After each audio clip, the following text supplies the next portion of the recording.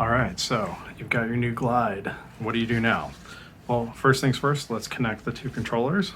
I call this one the traffic light, and I call this one the coffin. You're going to take your HDMI cable and connect it into the bottom of each controller. Make sure it's nice and snug. And then next you can play is by using Bluetooth. So if your glide isn't off already, go ahead and turn it off. And what you're going to do is you're going to hold down the thumb button on the traffic light. Hold that down, and while you're holding it down, turn the power switch on again.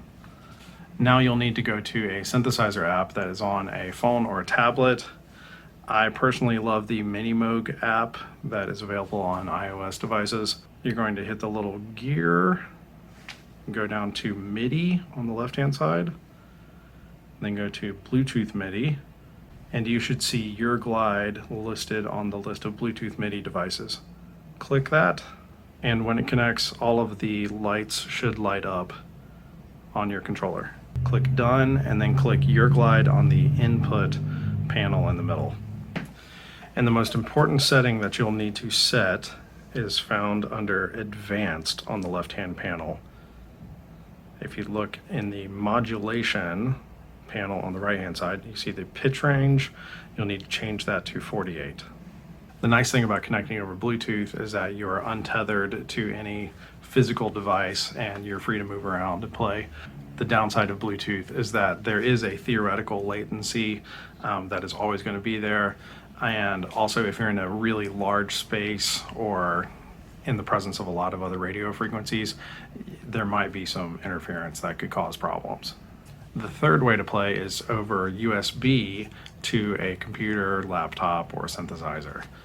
To do this, you're going to take your included USB cable, plug it into the bottom of your glide, turn your glide on, then hook the other end into your computer and connect it to a synthesizer that is on your computer. Personally, I really like Vital right now. And just like with Bluetooth, the most important setting you'll need to change is to set the pitch bend range at 48.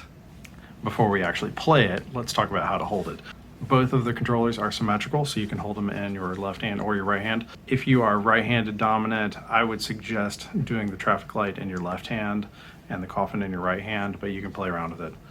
Put the traffic light in the palm of your hand and use the curved notch on the bottom to put your pinky. Your thumb is going to go up where the thumbstick is, and your fingers are going to lay across each button. For the coffin controller, you want your thumb to be on the lower white button and your index finger to be on the top button. All right, we're ready to play. So hold down the top button in the traffic light controller, hold down both buttons on the coffin, and then you're going to make a knocking motion with the coffin. And then let go. If you're holding it correctly and you have your hand like this, you do not need to hit very hard. You can actually just hit pretty softly. All right, and any other combination of notes in your traffic light hand will make new notes. All right, now let's talk about turning on features. So right now there's no glide. What you're going to do is hold down the top button in the traffic light and then press the function button on the coffin. And this turns on glide.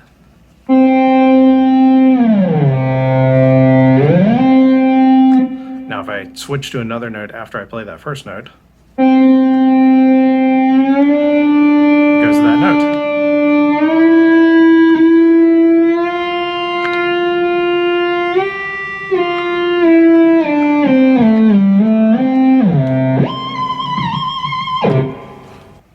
All right, so that's enough to get you started. Check out the fingering chart that's on the quick start instruction that sheet that was included and start messing around. Play.